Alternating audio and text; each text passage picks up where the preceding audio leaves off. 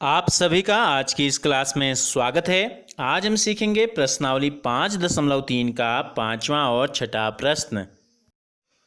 पांचवा प्रश्न है, यदि आपके पास 3 हरे त्रिज्यखंड, एक नीला त्रिज्यखंड और एक लाल त्रिज्यखंड वाला एक घूमने वाला पहिया है तो एक त्रिज्यखंड यानी कि हरा लिखा है कोष्टक में प्राप्त करने की प्रायिकता क्या है। और फिर आगे आपसे पूछा है ऐसा त्रिज्यखंड प्राप्त करने की प्रायिकता क्या है जो नीला न हो। तो देखो इसको जब हम हल करेंगे तो क्या है, कुल त्रिज्यखंड कितने आपको दिखाई दे रहे हैं, चित्र हमने यहाँ पर बनाया है प्रश्न के हिसाब से। कुल त्रिज्यखंड हैं 5, ठीक है, 1 2 3 4 5। हमसे पूछा है हरे त्रिज्यखंड कितने हैं। हरे त्रिज्यखंड तो अनुकूल परिणाम निकालते हैं हम। क्या निकालते हैं? अनुकूल परिणाम। किसके लिए अनुकूल परिणाम? हरे त्रिज्यखंड के लिए। तो कोष्टक में लिख लेते हैं हरा त्रिज्यखंड। कितने हैं कुल? 1 2 3। तो प्रायिकता कितनी हो जाएगी? प्रायिकता हमने कल भी आपको बताया था, क्या होता है? सूत्र होता है अनुकूल परिणाम, यानी कि जो परिणाम आपसे जो घटना घटित होने के बारे में कहा गया है बट्टे कुल संभव परिणाम। तो कुल संभव परिणाम में क्या होगा?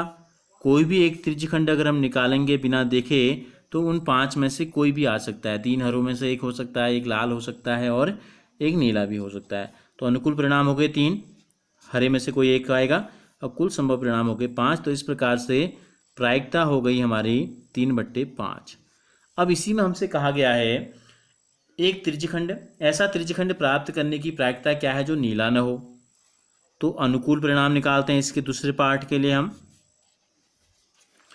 ऐसे कितने त्रिज्यखंड हैं जो नीले नहीं हैं? जो क्या हैं? नीले नहीं हैं। तो नीले कितने हैं? केवल 1 हैं। तो बाकी जो बचे 4 ये नीले नहीं हैं। तो प्रायिकता हमको बतानी है। तो कुल संभव परिणाम तो 5 ही रहेंगे, 5 में से कोई भी एक बाहर आ सकता है। तो ये हो गए अनुकूल परिणाम बट्टे कुल संभव परिणाम। तो इस प्रकार नीला न होने की प्रायिकता हो गई 4/5।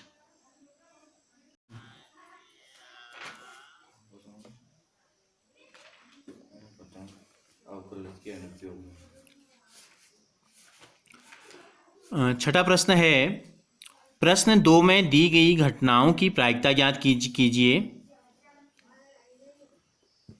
छठा प्रश्न है, प्रश्न 2 में दी गई घटनाओं की प्रायिकता ज्ञात कीजिए। तो देखो हमने दूसरा जो प्रश्न किया था, क्या था? दूसरा प्रश्न ये था, जब एक पासे को फेंका जाता है तब निम्नलिखित प्रत्येक घटना से प्राप्त होने वाले परिणाम को लिखना था। तो पहले का जो ए हमने इसमें दिखाई दे रहा है आपको, एक अभाज्य संख्या आने की प्रायिकता। देखो कितने थी परिणाम जो थे? 3 थे। अभाज्य संख्या आने के परिणाम थे 3। हमें इसकी प्रायिकता बतानी है। तो इसका पहले का ए नंबर भी हम यही डाल लेते हैं। पहले का ए नंबर हमने डाला तो इसकी लिखते हैं सीधे सीधे प्रायिकता। तो क्या होती थी प्रायिकता? हमने बताया आपको अनुकूल परिणाम बट्टे कुल परिणाम होता है। अनुकूल परिणाम कितने हैं? 2। अभाज्य संख्याएं कितनी है पासे में? 1 2 3 और कुल संख्याएं हैं 6। तो प्रायिकता हो गई 3/6। अगर हम सरल करना चाहें तो 3 एकम में 3, 3 दूनी 6 कर लेंगे, ठीक है। अब पहले का ए था ये। अब पहले का बी जो है, एक अभाज्य संख्या नहीं हमसे पूछा था। तो पासे में कौन कौन सी संख्या हैं? 1 4 और 6 ऐसी हैं जो अभाज्य नहीं हैं। तो इसकी जो प्रायिकता हो जाएगी ये भी बिल्कुल वही है। अनुकूल परिणाम कितने हैं? 3 हैं। कौन कौन से? 1 4 और 6 बट्टे 6 हो जाएगा। 3 एकम 3, 3 दूनी 6। तो इसकी प्रायिकता भी कितनी हो गई? 1/2 हो गई। फिर इसके बाद जो अगला प्रश्न था, 5 से बड़ी एक संख्या, दूसरे का ए जो पूछा था हमसे, तो दूसरे का ए हम भी यहाँ लिख लेते हैं नंबर। दूसरे का ए, 5 से बड़ी एक संख्या आने की प्रायिकता। तो 5 से बड़ी संख्या कितनी है? पासे में केवल और केवल 6 है, यानी कि 1 और कुल संख्याएं हैं 6। तो प्रायिकता हो गई 1/6। और इसके बी में था 5 से बड़ी संख्या नहीं। तो 1 2 3 4 और 5 ऐसे थे जो 5 से बड़े नहीं थे। तो इसकी जो प्रायिकता हो जाएगी बी की, कुल संख्याएं 5 हैं जो 5 से बड़ी नहीं है, 5 5 के बराबर है, और कुल संख्याएं पासे में 6। तो इसकी प्रायिकता हो गई 5/6। अगर आपको ये वीडियो अच्छी लगी तो इसे ज़रूर लाइक कीजिए और हमसे जुड़े रहने के लिए चैनल को सब्सक्राइब कर बेल आइकन को ज़रूर प्रेस कीजिए। और अगर आपने इससे पहले के वीडियोस नहीं देखे हैं और आप देखना चाहते हैं तो इस वीडियो के डिस्क्रिप्शन में लिंक दिया गया है, आप उसे क्लिक कीजिए।